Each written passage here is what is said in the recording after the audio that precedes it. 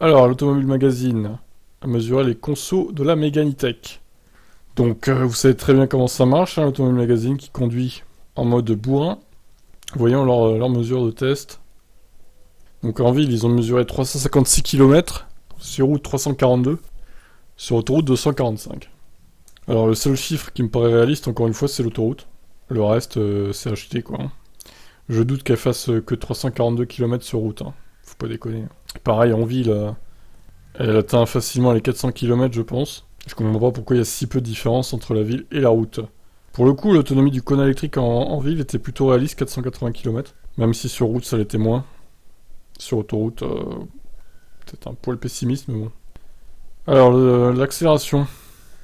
0 à 64 secondes 3. Ça, c'est pas mal. Par contre, les mesures d'accélération sur différentes vitesses. Heureusement, elle est plus rapide qu'une Zoé, quand même.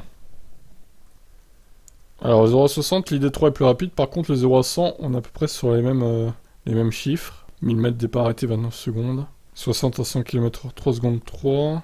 C'est pas mal, la relance. 80 à 120, 4 secondes. Putain, la Zoé, 9 secondes. Oh là là, c'est dur, hein, la relance. Pour la Zoé. Ouais, sur les relances, elle a l'air convaincante, la Mégane, pour le coup. Si on se fie à leurs mesures. Bon, et voilà pour leurs chiffres, du coup.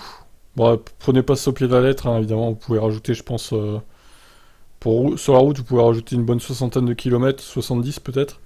Et en ville, vous pouvez rajouter ouais, une centaine de kilomètres facilement, quoi. Sur autoroute, par contre, moi, ça me semble à peu près réaliste, hein. À une dizaine de kilomètres près, je pense on est dans les clous.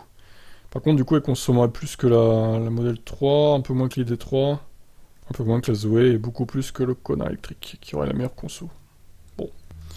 Qu'est-ce que vous en pensez de ces chiffres, du coup? Je vous laisse commenter. Ciao, ciao.